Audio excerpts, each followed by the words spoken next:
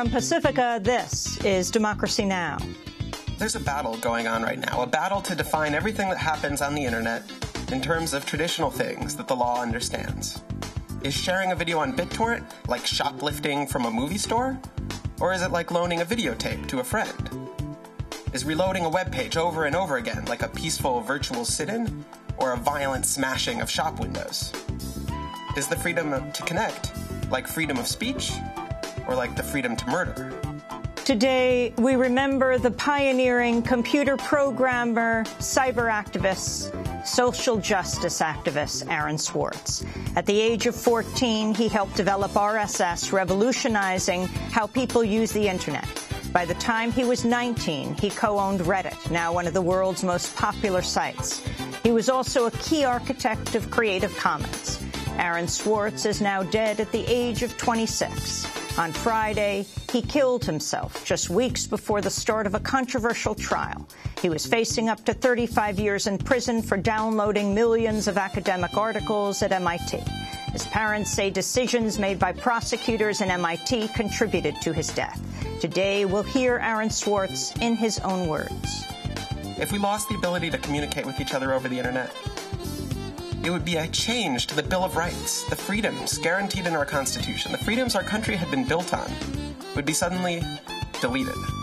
New technology, instead of bringing us greater freedom, would have snuffed out fundamental rights we'd always taken for granted. We'll play a speech Aaron gave last year and speak to Harvard Law School professor Lawrence Lessig, longtime mentor and friend. All that and more coming up.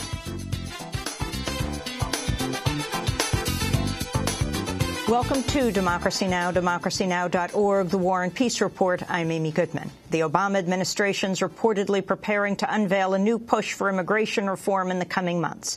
According to the New York Times, President Obama will ask Congress to approve measures including a new path to citizenship for some of 11 million undocumented people currently in the United States, as well as a guest worker program for low-wage immigrant workers. A bipartisan group of senators is working on a comprehensive bill that could be introduced as early as March. The administration's backing eventual citizenship after deporting more than 400,000 undocumented people in the 2012 fiscal year, the largest number in U.S. history.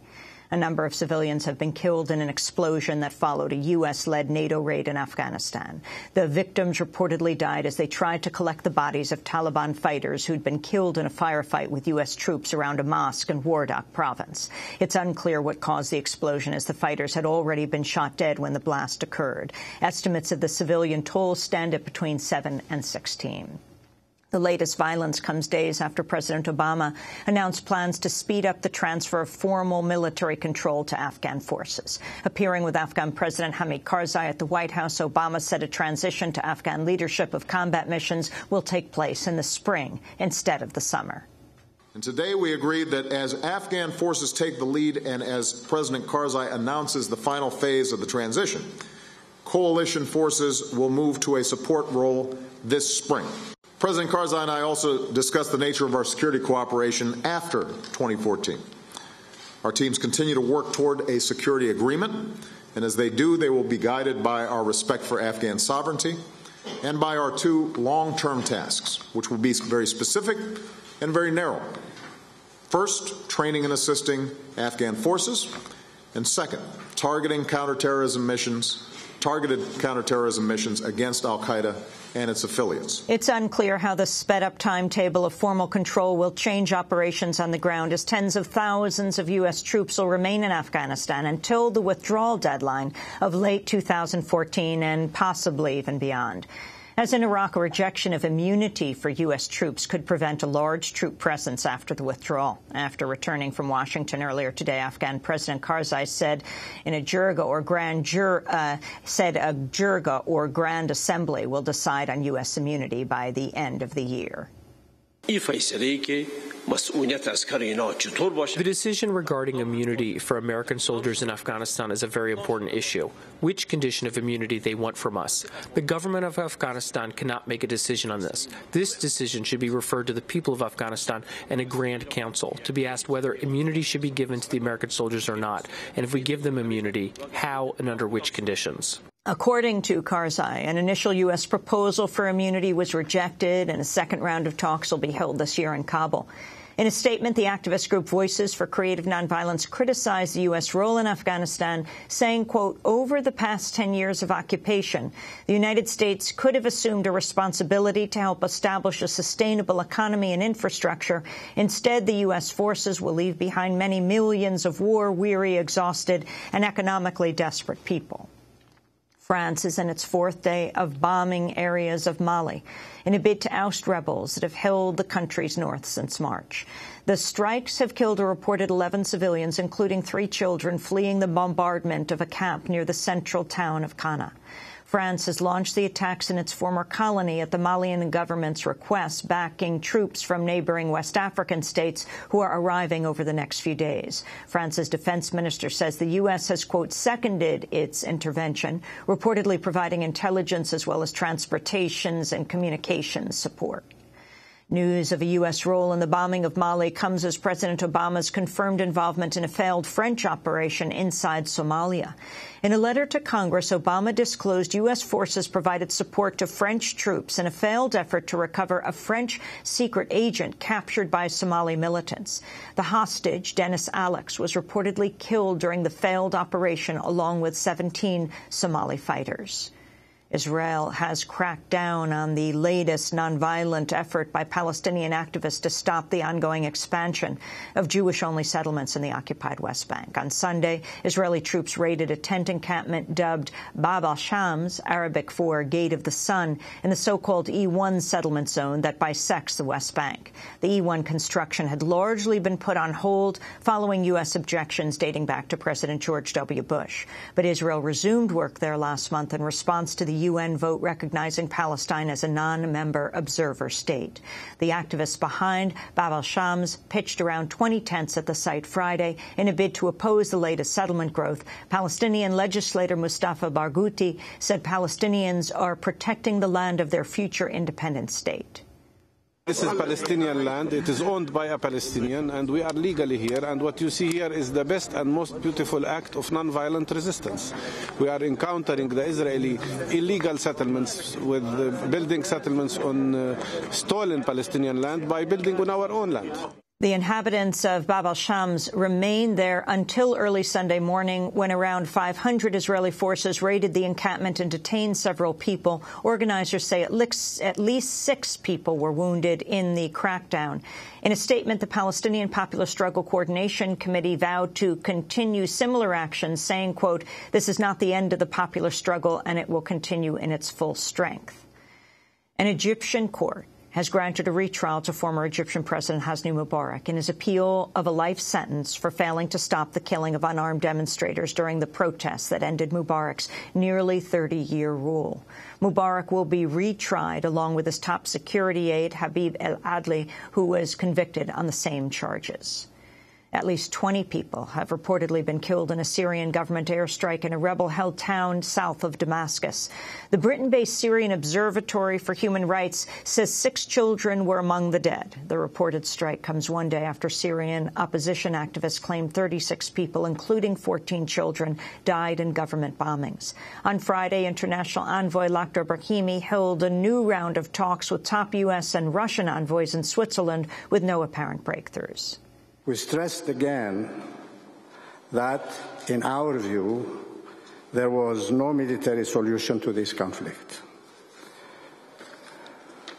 We underscored the necessity to reach a political solution based on the Geneva Communique of the 30th of June 2012. Haiti marked the 3-year anniversary on Saturday of the devastating earthquake that killed roughly 300,000 people and left more than 1.5 million homeless in what was already the poorest country in the Western Hemisphere. In tent camps housing the displaced Haitian residents said international donors have left them behind. My message to the international donors is that the money they gave to help the people in Haiti is being put to use for the interests of other people instead. It is used to buy luxury cars, pay for hotels, and go to high-priced restaurants, paid in U.S. dollars. I don't see a future here. I can't hide anything from you. There is no tomorrow. Last night the children went to bed without anything to eat. Appearing in Haiti to mark the anniversary, former President Bill Clinton, the UN Special Envoy to Haiti, was questioned about UN responsibility for the post-earthquake cholera epidemic that's killed nearly 8,000 people. Some 450,000 Haitians have also been sickened since the cholera outbreak erupted in October 2010, apparently brought over by UN peacekeepers from Nepal. We have to speed up some of the infrastructure. We have to repair the agriculture. We've got to build more houses. We've got to get people out of those tents. And cholera? What about, you've said the UN introduced cholera to Haiti. Do you think they should be liable for all of those deaths? There's nearly 8,000 people. I think that's a decision someone else has to make now. I think the most important thing is that the UN asked Paul Farmer to oversee the response. We've got the infection and mortality rate cut in half, and I think it can be contained, so I'm encouraged by that. New cases of deadly gang rape have been reported in India amidst ongoing outcry over the death of a rape victim last month. 6 men have been arrested on charges of gang raping a woman on board a bus in northern India. Another gang rape and murder has also been reported at a train station in the state of Bihar. The attacks are likely to fuel protests that have erupted across India since 23-year-old Jyoti Singh Pandey was gang raped and mutilated on a moving bus in the capital, New Delhi, nearly 1 month ago. She died in the hospital 2 weeks later. Vice President Joe Biden is preparing to unveil the recommendations of his task force on gun violence formed in the aftermath of last month's shooting massacre in Newtown, Connecticut. On Friday, Biden capped a week of meetings with visitors, including both gun control advocates and the gun industry, by hosting representatives of companies behind video games that feature heavy violence. We know that it is there is no silver bullet. There's no, as one of my friends said, no seatbelt that you can put on to assure that you will not be in this circumstance again. We have a problem beyond, quote, the massacres, the Columbines through the Auroras to Connecticut. You know, there's 10,000 people a year gunned down in our cities. Different motives, different reasons, different explanations, but, you know, it's a real problem. It's serious. Vice President Biden and other cabinet members are expected to meet with members of Congress to discuss the proposals at the White House today. His proposed measures will likely include an assault weapons ban, though pro-gun organizations are already predicting it won't pass the Republican-controlled House. New York Governor Andrew Cuomo has declared a public health emergency in response to the flu epidemic that's spreading across the country. Cuomo's action came days after the city of Boston issued the same declaration. The flu was officially deemed an epidemic by the Centers for Disease Control Friday. In Washington, Anthony Fauci of the National Institutes of Health claimed a flu vaccine has been 62% effective and urged parents to seek it out for their children. Whenever you have influenza, children have an infection rate almost certainly that's higher than you see with adults. Okay. And young children, when they get sick, they're in a very high-risk category of having complications, which is the reason why we want to vaccinate children, and the CDC recommends that children 6 months of age or older should be vaccinated.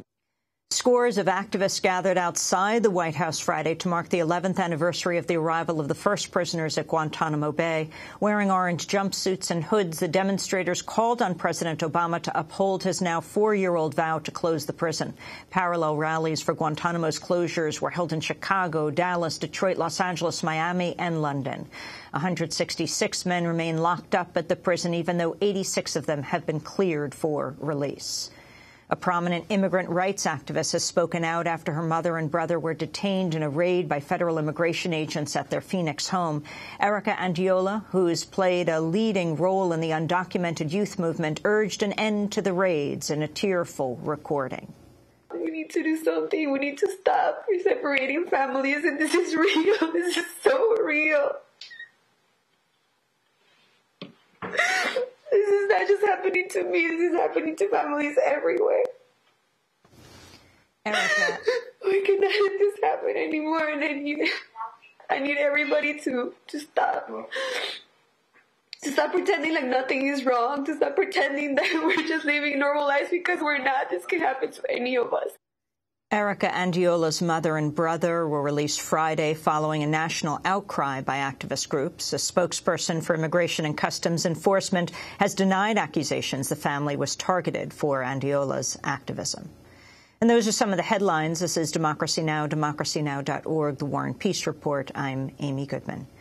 We spend today's broadcast remembering the life and work of cyber activist, computer programmer, social justice activist, and writer Aaron Swartz. At the age of 14, he co-developed the Really Simple Syndication, or RSS, web protocol, the key component of much of the web's entire publishing infrastructure. By the time he was 19, he co-founded a company that would merge with Reddit, now one of the world's most popular sites. He also helped develop the architecture for the Creative Commons licensing system and built the online architecture for the Open Library. Aaron Swartz committed suicide on Friday. He hanged himself in his Brooklyn apartment. He was 26 years old. His death occurred just weeks before he was to go on trial for using computers at MIT, that's the Massachusetts Institute of Technology, to download millions of copyrighted academic articles from JSTOR, a subscription database of scholarly papers.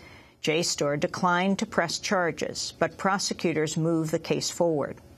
Aaron Swartz faced up to 35 years in prison and $1 million in fines for allegedly violating the Computer Fraud and Abuse Act. When the case first came to light, the United States Attorney for the District of Massachusetts, Carmen Ortiz, said, quote, "Stealing is stealing, whether you use a computer command or a crowbar and whether you take documents, data, or dollars." In a statement, Swartz's family criticized federal prosecutors pursuing the case against him. They said, quote, "Aaron's death is not simply a personal tragedy. It's the product of a criminal justice system rife with intimidation and prosecutorial overreach. Decisions made by officials in the Massachusetts U.S. Attorney's Office and at MIT contributed to his death," they said. On Sunday, MIT President Raphael Reif said the university will conduct an internal investigation into the school's role in Swartz's death. Aaron Swartz was a longtime champion of an open Internet. Last year, he helped organize a grassroots movement to defeat a House bill called SOPA, the Stop Online Piracy Act, and a Senate bill called PIPA, the Protect IP Act. During a speech he delivered last May in Washington, D.C., he explained the challenges he saw the Internet facing. There's a battle going on right now, a battle to define everything that happens on the Internet in terms of traditional things that the law understands. Is sharing a video on BitTorrent like shoplifting from a movie store? Or is it like loaning a videotape to a friend? Is reloading a web page over and over again like a peaceful virtual sit-in or a violent smashing of shop windows? Is the freedom to connect like freedom of speech or like the freedom to murder? Later in the broadcast, we'll play that full speech. That was Aaron Swartz speaking in May of last year. Well, he took his own life on Friday. A funeral will be held in Chicago on Tuesday. For more, we now go to Cambridge, Massachusetts, to Harvard Kennedy School of Government to speak with Harvard Law School professor Lawrence Lessig, the director of the Edmund J. Safra Center for Ethics at Harvard. He knew Aaron for 12 years. He was a friend and mentor. Lawrence Lessig is a founding board member of Creative Commons. Welcome to Democracy Now!, Professor Lessig. Tell us about Aaron. Well, thank you, Amy, for having me here to talk about this incredible soul. I think the thing to remember about Aaron is that from the youngest age, from the age of 12, his work was dedicated solely to making the world a better place for the ideas that he had. He started with the idea that maybe we needed to make the Internet easier to share information. So that's what led to RSS. And then with Creative Commons, it was how do we license people to make the freedom to share legally protected? And then after that, it was with the public library, how do we make books available? And when that wasn't enough, he started pushing in the social activist and progressive space, first with working with Stephanie Taylor and Adam Green, at the Progressive Change Campaign Committee, and then with his own Demand Progress with David Siegel. In all of these areas, what he was doing was advancing ideals. He was an idealist who believed we had to live up to something better. And he was an incredible soul who inspired millions who now weep, as we've seen across the internet, in outrage and devastation that he would have been driven to the cliff that he stepped over. Can you explain what the case against Aaron was? Explain what happened. Well, I have to be very careful because when Aaron was arrested, he came to me and there was a period of time where I acted as his lawyer. So I know more about the case than I'm able to talk about. But here's what was alleged. Aaron was stopped as he left MIT.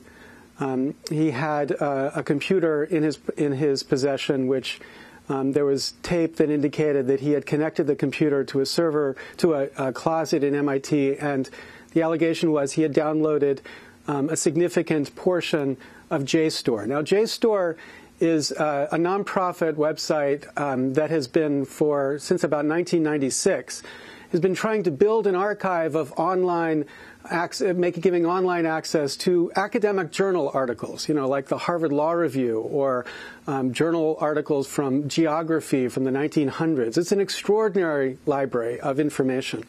And the claim was Aaron had downloaded a significant portion of that. And the obvious question that was in everybody's mind was why? What was he doing this for? And so the Cambridge police arrested Aaron. JSTOR said, we don't want to prosecute. We don't want to civilly prosecute. We don't want you to criminally prosecute. But MIT was not as clear. And the federal government, remember at the time there was the Bradley Manning and the WikiLeaks issue going on. The federal government thought it was really important to make an example. And so they brought this incredibly ridiculous prosecution that had multiple, I think it was something like more than a dozen counts claiming felony violations against Aaron, threatening, scores of years in prison. But, it's not the theoretical claims about what he might have gotten. It was the practical burden that for the last 2 years, his wealth was bled dry as he had to negotiate to try to finally settle this matter because the government was not going to stop before he admitted that he was a felon, which I think, in a world where the architects of the financial crisis dine regularly at the White House, it's ridiculous to think Aaron Swartz was a felon. What was the scene where he was arrested? He was riding his bicycle? Yeah, this is part of the incredibly ridiculous propaganda that the government put out. They released these, badly taken, because it was basically just a security camera, images of Aaron, and suggested that what Aaron was doing was hiding his face and he was trying to evade detection. All he was doing was walking out of MIT with his bike helmet attached to his backpack. And the image was, just of the guy who had just previously been at MIT using their network, leaving. Now, we have to keep this in context. MIT, for most of its history, has been a celebrator of open access to information. Indeed, the policy of MIT, at least most people thought, allowed anybody who was on the campus to have access to information on the campus. MIT houses Richard Stallman, the founder of the free software movement, who celebrated and defended MIT many, many times for their beliefs. And so, a lot of people just wondered, what was MIT doing here? Now, I think we have to say, I criticized MIT very strongly in a blog post that I posted called "Prosecutor as Bully," because of what they did before Aaron died, because of their refusal to recognize the craziness of what the federal government was doing and to stop it by saying, we don't want prosecution here and you should stop prosecution. MIT should have done that and they didn't. But what MIT has done on Sunday, I think, is extraordinarily important. By appointing Hal Abelson, who I think is the best possible person in the world to look at what MIT did and to report back about whether it was right or wrong. I think MIT has taken an important step to acknowledge the wrong in what happened here, and we'll see what Hal Abelson says when he looks at it and reports back. We're going to go to break, and when we come back, we're going to read that statement of MIT and also the statement of JSTOR that didn't want Aaron Swartz prosecuted. The company, the nonprofit that ran this document archive that he was downloading, that ultimately is releasing it all to the public anyway. And we'll read the comments of his parents. Ultimately, today, we'll play the speech that Aaron Swartz gave last year about freedom to connect. This is Democracy Now! Back in a moment.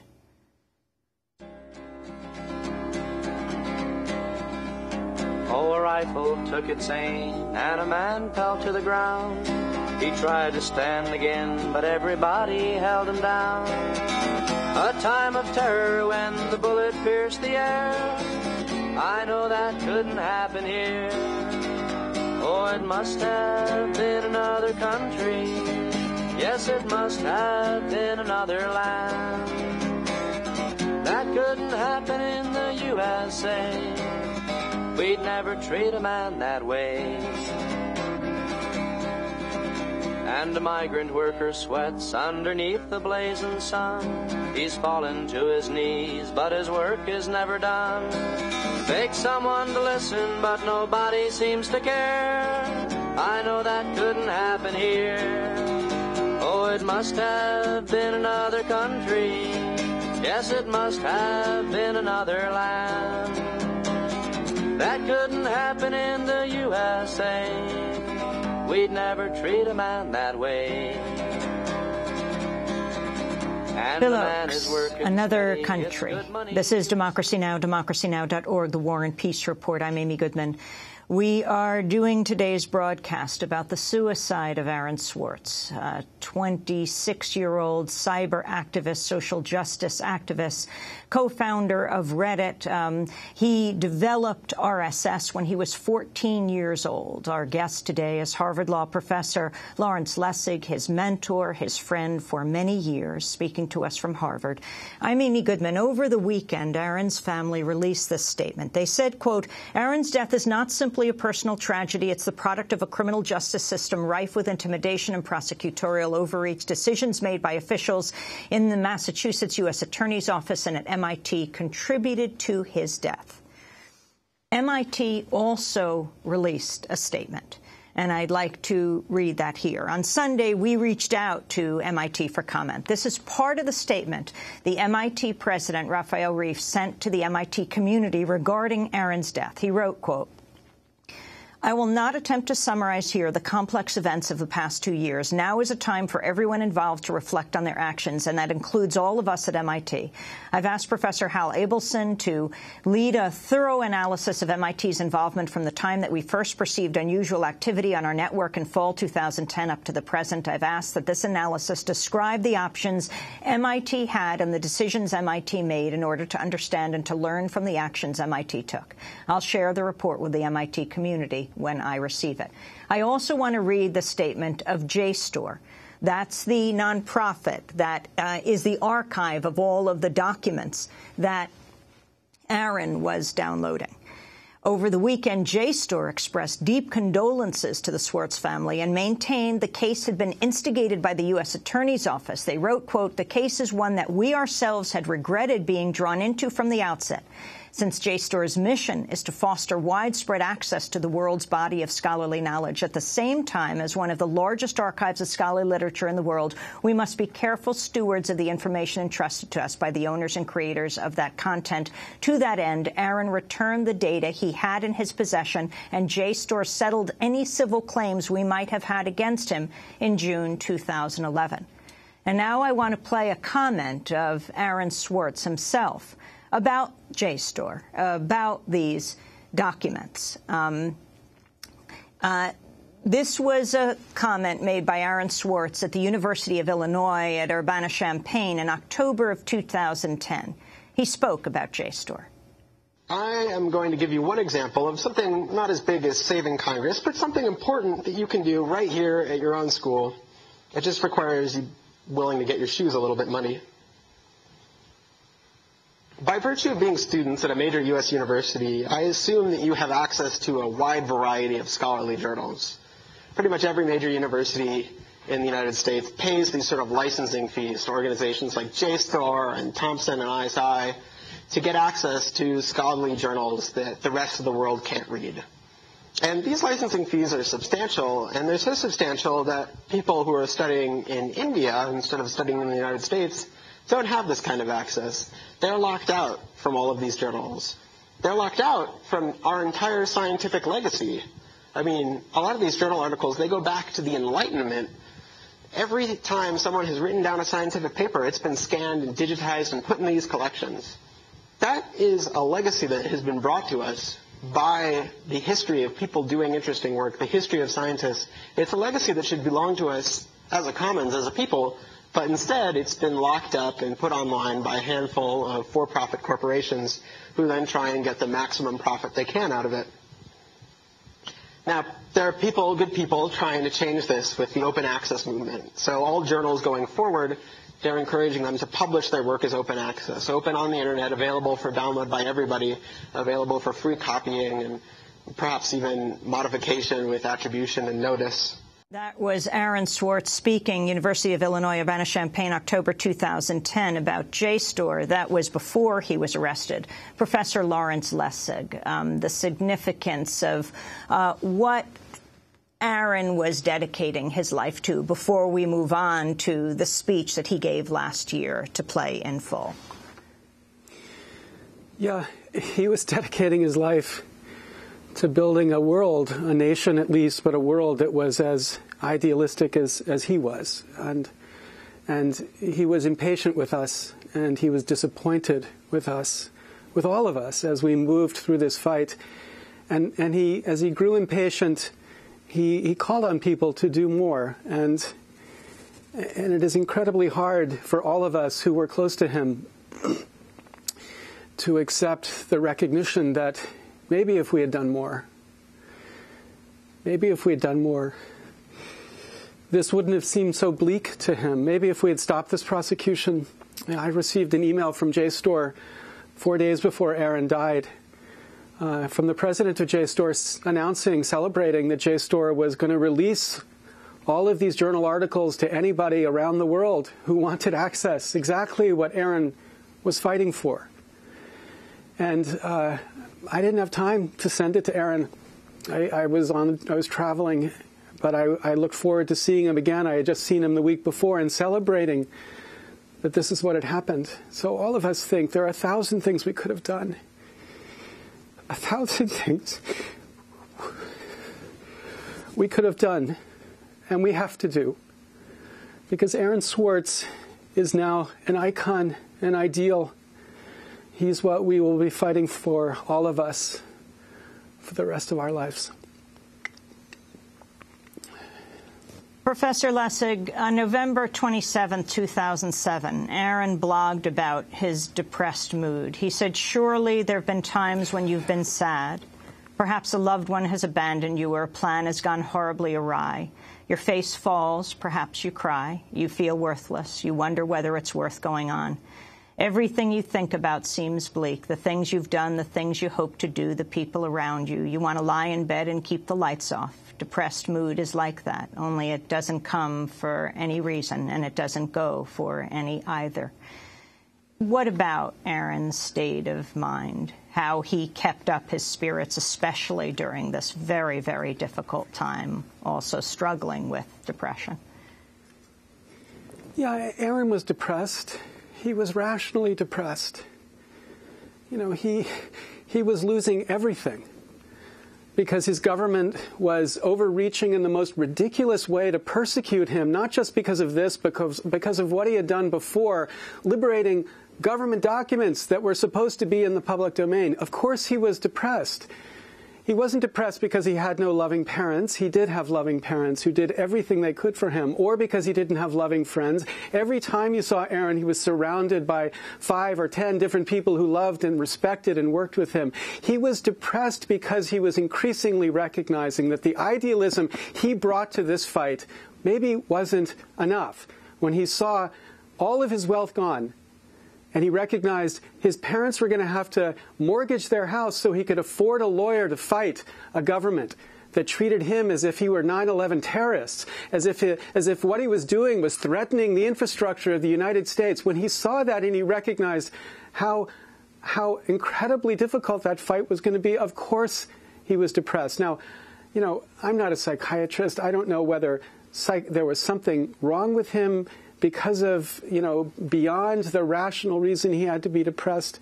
But I don't have patience for people who want to say, oh, this was just a crazy person. This was just a person with a psychological problem who killed himself. No.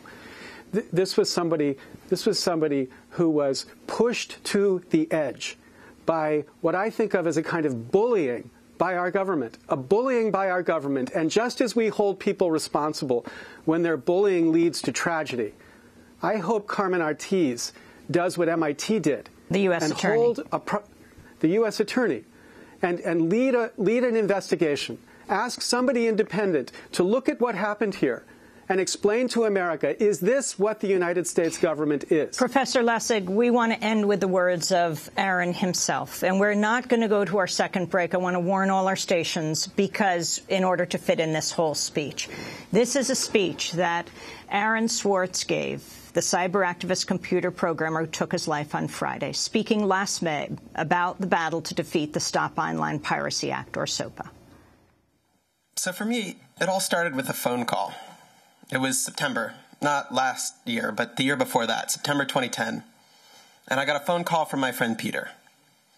Aaron, he said, there's an amazing bill that you have to take a look at. What is it? I said.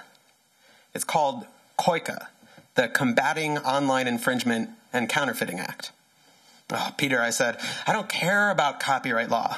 Maybe you're right, maybe Hollywood is right, but either way, what's the big deal? I'm not going to waste my life fighting over a little issue like copyright. Healthcare, financial reform, those are the issues that I work on, not something obscure like copyright law. I could hear Peter grumbling in the background. Look, I don't have time to argue with you, he said, but it doesn't matter for right now because this isn't a bill about copyright. It's not?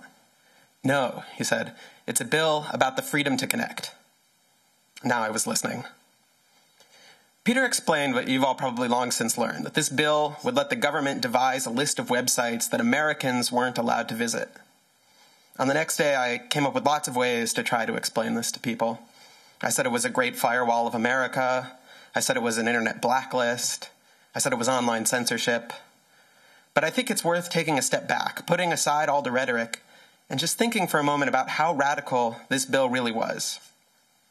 Sure, there are lots of times when the government makes rules about speech. If you slander a private figure, if you buy a television ad that lies to people, if you have a wild party that plays booming music all night, in all these cases, the government can come stop you. But this was something radically different. It wasn't that the government went to people and asked them to take down particular material that was illegal. It shut down whole websites. Essentially, it stopped Americans from communicating entirely with certain groups. There's nothing really like it in U.S. law. If you play loud music all night, the government doesn't slap you with an order requiring you be mute for the next couple weeks. They don't say nobody can make any more noise inside your house. There's a specific complaint, which they ask you to specifically remedy, and then your life goes on. The closest example I could find was a case where the government was at war with an adult bookstore. The place kept selling pornography, the government kept getting the porn declared illegal, and then frustrated, they decided to shut the whole bookstore down.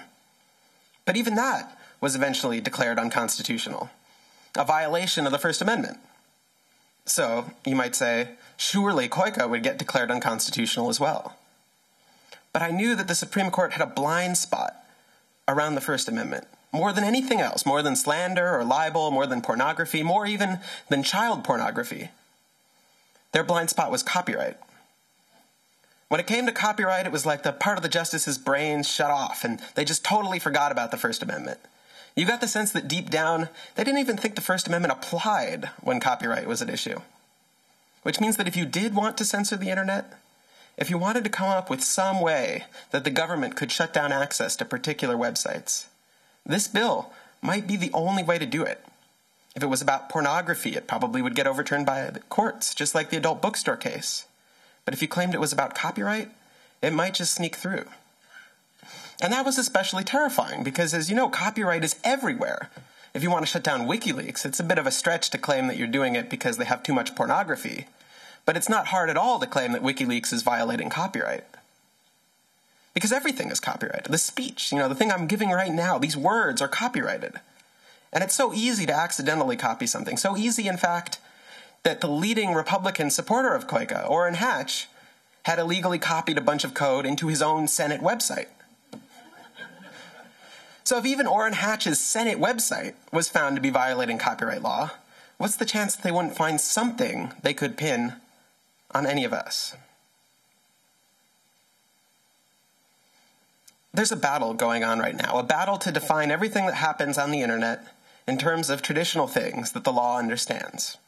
Is sharing a video on BitTorrent like shoplifting from a movie store? Or is it like loaning a videotape to a friend?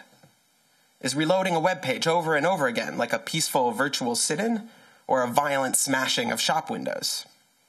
Is the freedom to connect like freedom of speech or like the freedom to murder? This bill would be a huge, potentially permanent loss. If we lost the ability to communicate with each other over the internet, it would be a change to the Bill of Rights, the freedoms guaranteed in our Constitution, the freedoms our country had been built on, would be suddenly deleted. New technology, instead of bringing us greater freedom, would have snuffed out fundamental rights we'd always taken for granted. And I realized that day, talking to Peter, that I couldn't let that happen. But it was going to happen. The bill, Koika, was introduced on September 20th, 2010, a Monday. And in the press release heralding the introduction of this bill, way at the bottom, it was scheduled for a vote on September 23rd, just 3 days later. And while, of course, there had to be a vote, you can't pass a bill without a vote, the results of that vote were already a foregone conclusion. Because if you looked at the introduction of the law, it wasn't just introduced by one rogue, eccentric member of Congress. It was introduced by the chair of the Judiciary Committee and co-sponsored by nearly all the other members, Republicans and Democrats.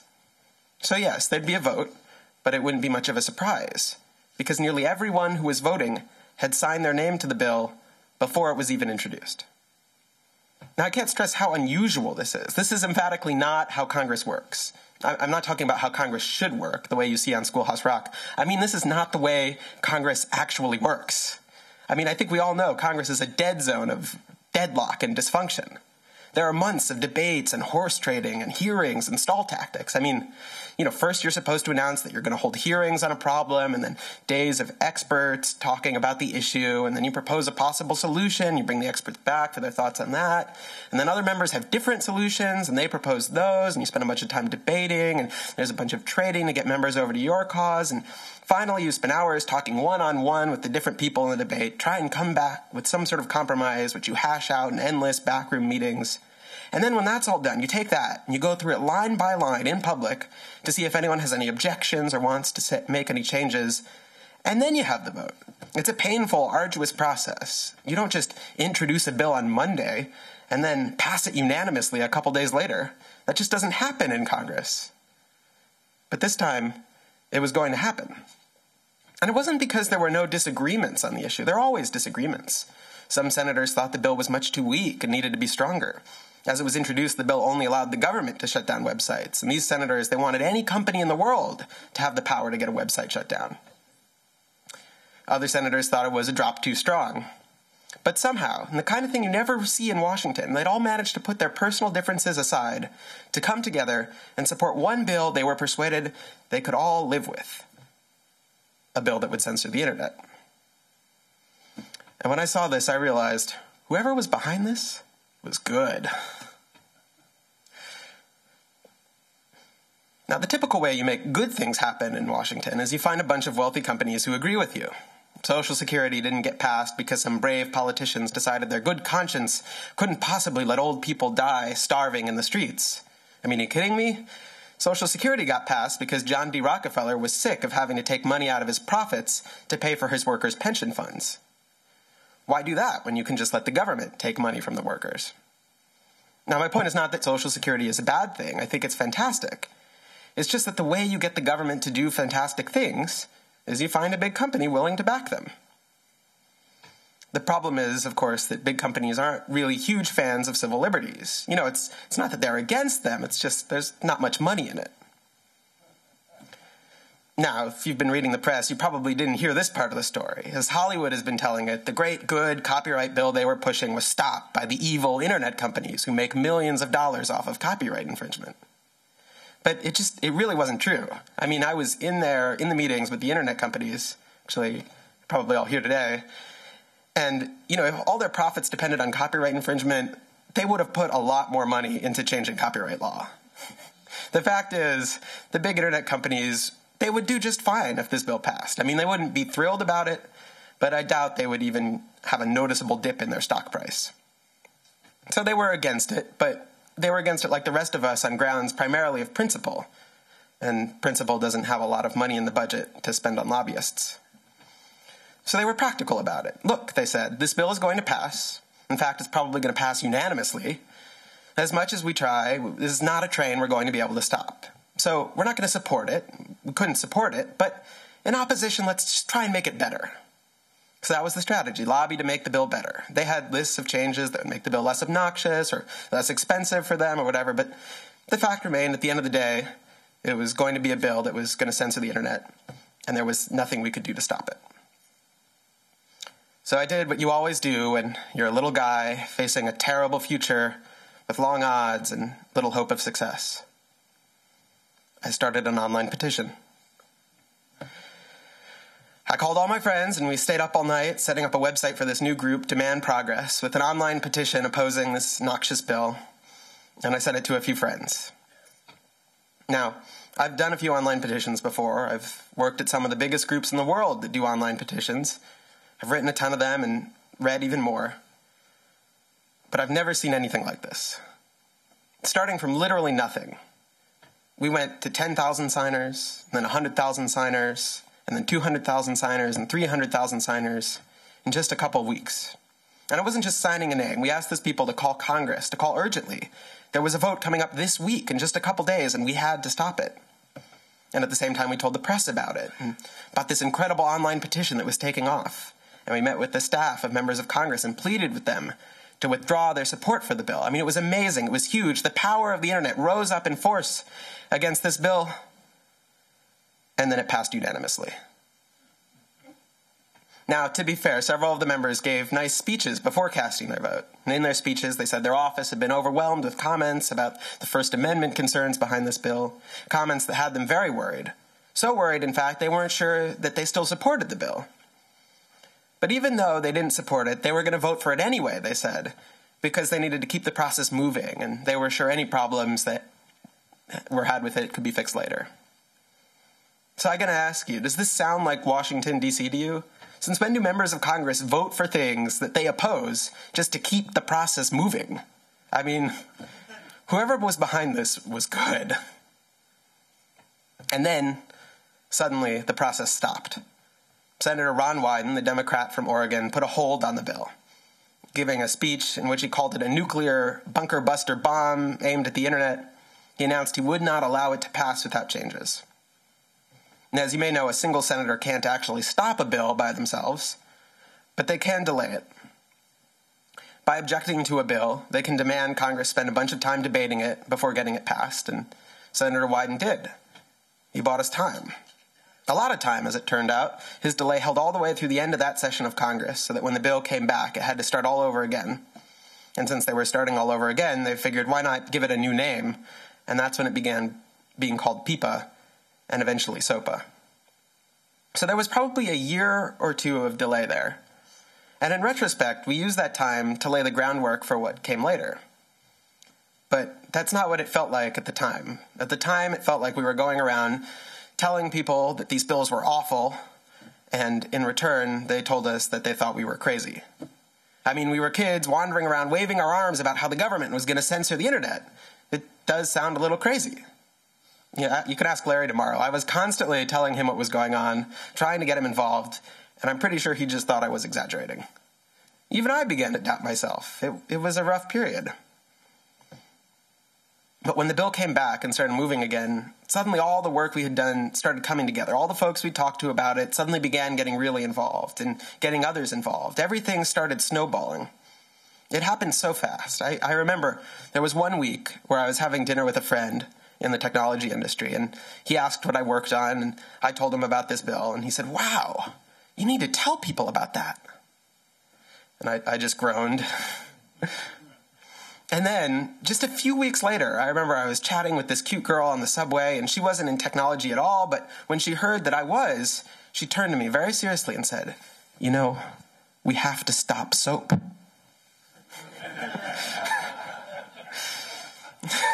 So progress, right? But I think that story illustrates what happened during those couple weeks, because the reason we won wasn't because I was working on it, or Reddit was working on it, or Google was working on it, or Tumblr, or any other particular person. It was because there was this enormous mental shift in our industry. Everyone was thinking of ways they could help, often really clever, ingenious ways. People made videos, they made infographics, they started PACs, they designed ads, they bought billboards, they wrote news stories, they held meetings. Everybody saw it as their responsibility to help. I remember at one point during this period, I held a meeting with a bunch of startups in New York, trying to encourage everyone to get involved. And I felt a bit like I was hosting one of these Clinton Global Initiative meetings, where I got to turn to every startup founder in the room and be like, "What are you going to do? And what are you going to do?" And everyone was trying to one-up each other. If there was one day the shift crystallized, I think it was the day of the hearings on SOPA in the House, the day we got that phrase, "It's no longer okay not to understand how the internet works." There was just something about watching those clueless members of Congress debate the bill, watching them insist they could regulate the internet and a bunch of nerds couldn't possibly stop them, that really brought it home for people that this was happening, that Congress was going to break the internet, and it just didn't care. I remember when this moment first hit me, I was at an event and I was talking, and I got introduced to a U.S. senator, one of the strongest proponents of the original COICA bill, in fact. And I asked him why, despite being such a progressive, despite giving a speech in favor of civil liberties, why he was supporting a bill that would censor the internet. And that typical politician smile he had suddenly faded from his face, and his eyes started burning this fiery red. And he started shouting at me. He said, "Those people on the internet, they think they can get away with anything. They think they can just put anything up there, and there's nothing we can do to stop them. They put up everything. They put up our nuclear missiles, and they just laugh at us. Well, we're going to show them. There's got to be laws on the internet. It's got to be under control." Now, as far as I know, nobody has ever put up the U.S.'s nuclear missiles on the internet. I mean, it's just not something I've heard about. But that's sort of the point. He wasn't having a rational concern. Right? It was this irrational fear that things were out of control. Here was this man, a United States senator, and those people on the internet, they were just mocking him. They had to be brought under control. Things had to be under control. And I think that was the attitude of Congress. And just as seeing that fire in that senator's eyes scared me, I think those hearings scared a lot of people. They saw this wasn't the attitude of a thoughtful government trying to resolve trade-offs in order to best represent its citizens. This was more like the attitude of a tyrant. And so the citizens fought back. The wheels came off the bus pretty quickly after that hearing. First, the Republican senators pulled out, and then the White House issued a statement opposing the bill. And then the Democrats, left all alone out there, announced they were putting the bill on hold so they could have a few further discussions before the official vote. And that was when, as hard as it was for me to believe, after all this, we had won. The thing that everyone said was impossible, that some of the biggest companies in the world had written off as kind of a pipe dream, had happened. We did it. We won. And then we started rubbing it in. You all know what happened next. Wikipedia went black. Reddit went black. Craigslist went black. The phone lines on Capitol Hill flat out melted. Members of Congress started rushing to issue statements retracting their support for the bill that they were promoting just a couple days ago. And it was just ridiculous. I mean, there's a chart from the time that captures it pretty well. It says something like January 14th on one side and has this big, long list of names supporting the bill, and then just a few lonely people opposing it. And then on the other side, it says January 15th, and now it's totally reversed. Everyone is opposing it. Just a few lonely names still hanging on in support. I mean, this really was unprecedented. Don't take my word for it, but ask former Senator Chris Dodd, now the chief lobbyist for Hollywood. He admitted, after he lost, that he had masterminded the whole evil plan. And he told the New York Times he'd never seen anything like it during his many years in Congress. And everyone I've spoken to agrees. The people rose up and they caused a sea change in Washington. Not the press, which refused to cover the story. Just coincidentally, their parent companies all happened to be lobbying for the bill. Not the politicians, who were pretty much unanimously in favor of it. And not the companies who had all but given up trying to stop it and decided it was inevitable. It was really stopped by the people themselves. They killed the bill dead. So dead that when members of Congress propose something now that even touches the internet, they have to give a long speech beforehand about how it is definitely not like SOPA. So dead that when you ask congressional staffers about it, they groan and shake their heads like it's all a bad dream they're trying really hard to forget. So dead that it's kind of hard to believe this story. Hard to remember how close it all came to actually passing. Hard to remember how this could have gone any other way. But it wasn't a dream or a nightmare. It was all very real. And it will happen again. Sure, it will have yet another name, and maybe a different excuse, and probably do its damage in a different way. But make no mistake, the enemies of the freedom to connect have not disappeared. The fire in those politicians' eyes hasn't been put out. There are a lot of people, a lot of powerful people, who want to clamp down on the internet. And to be honest, there aren't a whole lot who have a vested interest in protecting it from all of that.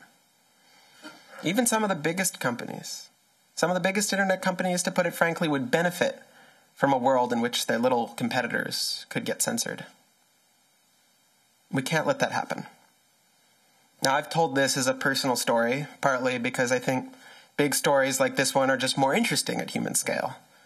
The director J.D. Walsh says good stories should be like the poster for Transformers. There's a huge evil robot on the left side of the poster, and a huge big army on the right side of the poster. And then in the middle, at the bottom, there's just a small family trapped in the middle. Big stories need human stakes. But mostly it's a personal story because I didn't have time to research any other part of it. But that's kind of the point. We won this fight because everyone made themselves the hero of their own story. Everyone took it as their job to save this crucial freedom. They threw themselves into it. They did whatever they could think of to do. They didn't stop to ask anyone for permission. You remember how Hacker News readers spontaneously organized this boycott of GoDaddy over their support of SOPA? Nobody told them they could do that. A few people even thought it was a bad idea. It didn't matter. The senators were right. The internet really is out of control.